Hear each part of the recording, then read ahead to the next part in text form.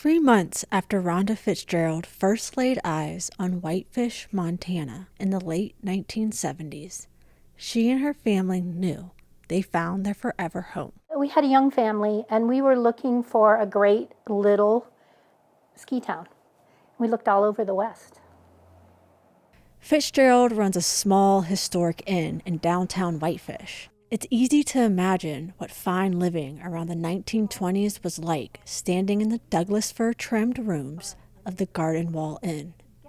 Every detail pays tribute to the era and the region's past. And this is what the Great Northern Railroad commissioned for the China used in Glacier Park in the 19-teens, 20s, and 30s. Outside of her business, Fitzgerald is an established decision-maker in Whitefish. She founded the Downtown Business Association, the heart of Whitefish. And when the city proposed parking meters downtown, Fitzgerald fought against them. And the city listened. Now Fitzgerald says new housing reforms threaten her town. But not everyone in her community sees these reforms as a threat. I'm unbelievably proud of the fact that we have a vital downtown. That's from a lot of really hard work and persistence. You just have to constantly stay on it, or people will unintentionally cause it to fail. Covered sidewalks line Whitefish's downtown center, and when the clouds lift above Big Mountain, crossing the street is met with views of ski runs. But it also has some of the state's highest housing costs. And the city of a little more than 8,000 people is quickly growing in the state's fastest growing county. Those numbers mean Whitefish hits the threshold for having to comply with a suite of housing reforms coming down from the state. Some are calling those reforms the Montana Miracle, because the state legislature accomplished bipartisan laws aimed at addressing the state's housing crisis. But Fitzgerald says many of these state mandates go against the community planning in Whitefish that she's been a part of for over 30 years. And many of the mandates are things that are really antithesis to the nature of our town. For instance, our Main Street is a historic Main Street, and they require 60-foot tall buildings. And a 60-foot building just doesn't belong in a small town. So that's a huge problem. And that's just an example of many of the things they've mandated. But for another Whitefish local, Mallory Phillips says this kind of zoning reform is exactly what the state needs to do to improve its affordable housing crisis. If Whitefish was showing up and really like trying to get creative in how we solve this housing crisis, like maybe I could entertain like why local control being taken away feels traumatic. But to me, it just like Whitefish feels like a big HOA. That's the problem I have with it, is that it's all about controlling what every little thing that happens. Phillips co-founded Shelter WF and Livable Flathead. Both nonprofits focus on affordable housing in the area. Phillips says her perspective on housing in her hometown changed in 2022 when the city denied a development at the base of Big Mountain called Mountain Gateway. The city yielded to the argument that the development would increase traffic and ruin the small town way of life.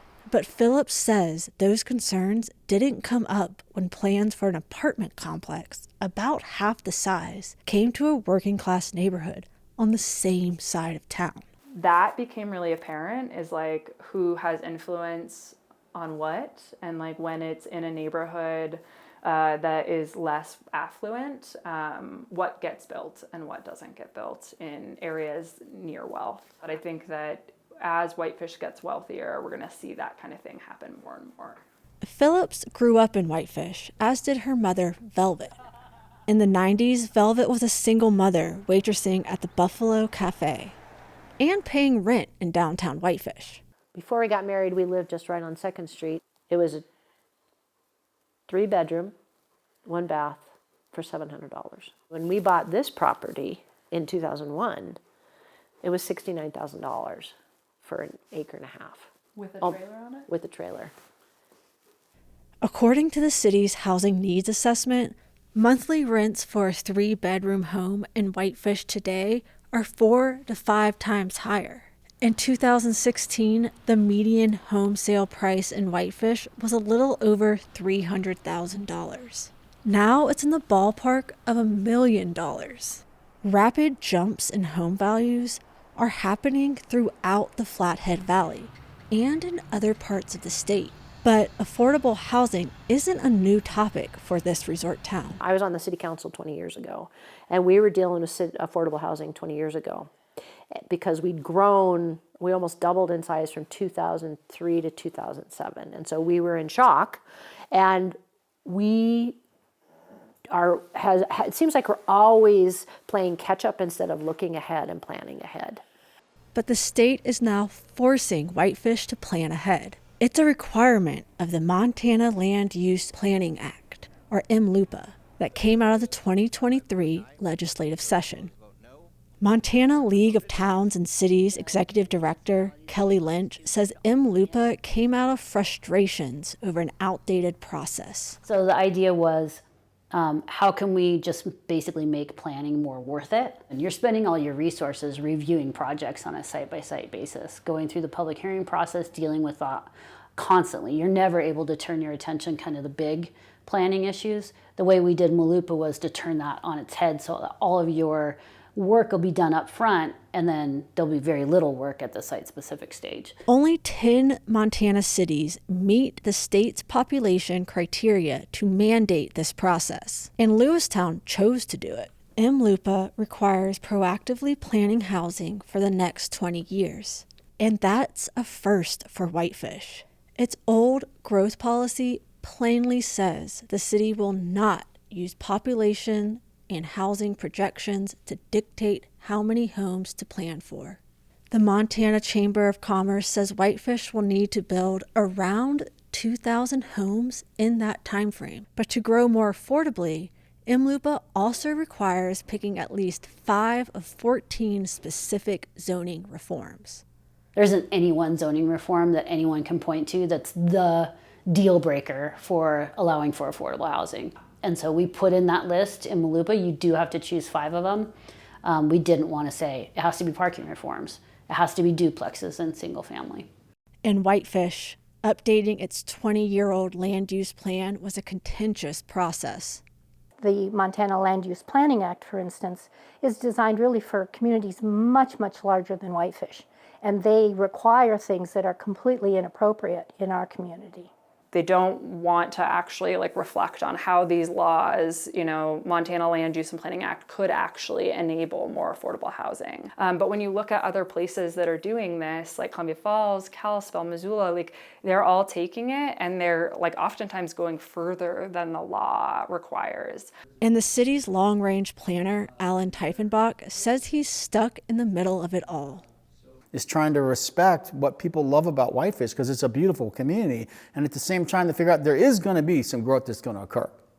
How much growth is going to occur has been part of the linchpin of this conversation. Everybody believes that there needs to be more housing to serve the local workforce. The only controversies I've heard about that is where should that housing go? If you get infill housing in your heritage neighborhoods, there's no guarantee that that's going to be affordable. And Montana State Senator Ellie Boldman weighed in on Whitefish's land use plan, saying in a letter that the city is circumventing the housing reform bill she sponsored in 2025, requiring cities of a certain population to allow 60-foot tall buildings in commercial zones. City leaders gave some ground, but struck a defiant tone. At some point, we're going to have to decide what hill are we going to die on. And I'm willing to die on this hill and get sued by the state over this if we decide that we're going to not allow this to go on in our historic downtown. The city council says it will vote on its new land use plan soon, but the impacts of these reforms will take some time to see. Meanwhile, the state's housing crisis remains a multifaceted problem. I believe Whitefish needs more middle income housing, right? Missing middle, they call it. So townhouses, quads. The issue is, building apartments, for-rent apartments aren't getting cheaper. And I guess the crux of the problem, again, comes down to whether we can build ourselves out of this problem. I guess what I look at is I've worked for resort communities. So I'm not aware of any of these communities that have been able to build enough housing to make it cheap enough to live there. But for some in the community, these reforms favor unwanted growth and development. What people want is to buy a small house like in the neighborhood. So what we need to do is find ways to have more of that. But the density that people are talking about, those are not small ownership homes. They don't fit in the neighborhoods, and they aren't what we have a need for. Most Whitefish residents agree workforce housing is a crucial need in their city. But the classic single-family homes are unaffordable to many in the community. And for some, that means larger and taller change is needed. Coming to accept that things are going to change has been really empowering, because then I can start to look at, like, how do I want it to change? Like, before I was like, it can't change. I don't want change. It made me really, really angry that it was going to change. And now I've gotten to a place where I'm like, in order for me to have my friends live in the place that I live in, like, change has to happen. For Impact, I'm Hannah Kearse.